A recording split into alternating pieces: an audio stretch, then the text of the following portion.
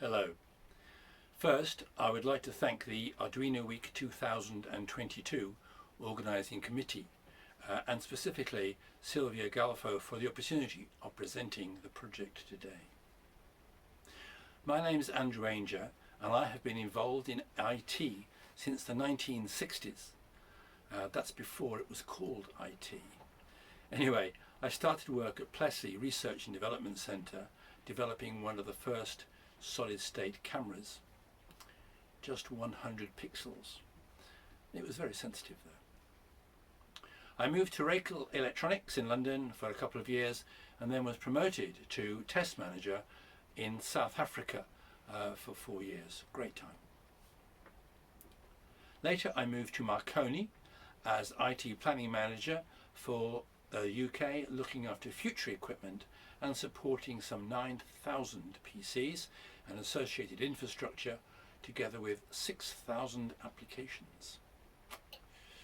The project that we're talking about today is called Awesome. It's a well monitoring system for ongoing maintenance, and we have split the talk into 5 sections. The first section is going to talk about the technology used, or not used as well, the aim of the project, where the ideas came from, and the fourth is the time it has taken so far, and the project status and lessons learned. So, the project was intended for use in Tanzania, where Swahili is the main language. Anyway, the technology we intended to use, we didn't. We started using PLCs, relay logic, hacked talking calculator and acoustic detection circuitry. The first 2 years of the Awesome project were spent experimenting. We tried listening to the water to derive the flow. We also tried accelerometers, ultrasonics, capacitive and thermal methods. In 6 weeks, we had a working breadboard. Very good. But it took too much power. Anyway, we did not want to put impellers or anything in the water flow, as it might attract mold and other toxins, which would be detrimental to its use. More recently, I have been fortunate enough to form a small group of some 25 senior engineers. That's hardware, software, mechanical, systems, network, even nuclear engineers have joined us to help on this well monitoring systems project. We have at least 2 things in common. Firstly, we are all retired. Secondly, and most importantly, we feel passionate enough to spend time, money and effort in developing the well monitoring system for this charitable endeavour. The aim of the project, of the Awesome project, was to develop a well monitoring system for ongoing maintenance. The charity that requested this is the Eleanor Foundation, and they're based in Guernsey.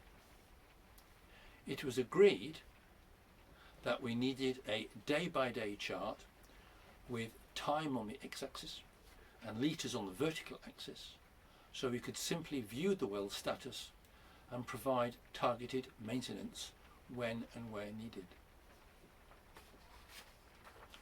We also needed to check the Awesome unit itself was functioning correctly. So we also viewed temperature, battery voltage, daily power cycle time of the Awesome unit. We then had to take a big decision. If we were to make progress, we had to learn a new language. Now at our age, it was going to be very difficult, but we bit the bullet, so to speak, and learnt C++. Learning C++ was the best decision we ever made. It is fantastic. Within an hour of the first Arduino arriving in the post on my doorstep, we got the LED to flash. Simple, I know, but very exhilarating. We also wanted to retrofit the awesome unit to any well.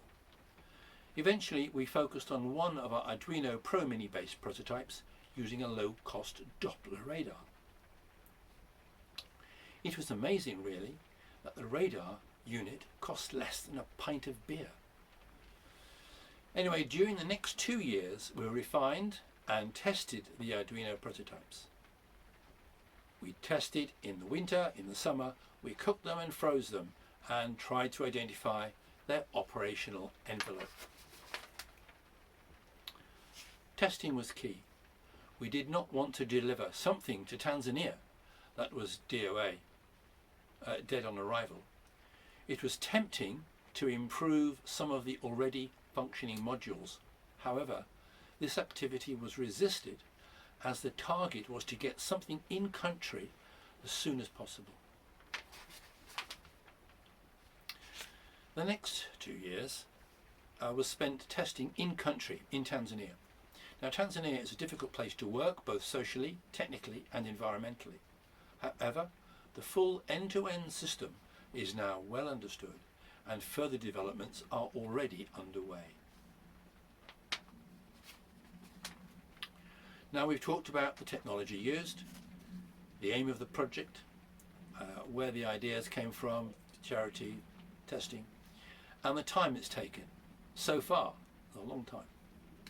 Now we come on to the project status and lessons learned, really. During the project, lessons learnt, well actually, they're not learnt, they're identified. It's up to the individual to learn them, but the top 5 lessons identified are, first, power. The initial experiments used a microphone to listen to the water flow and performed Fourier analysis to determine the water flow. However, the power that this took was significantly more than the photocell placed on the spout could accommodate, 10 times more.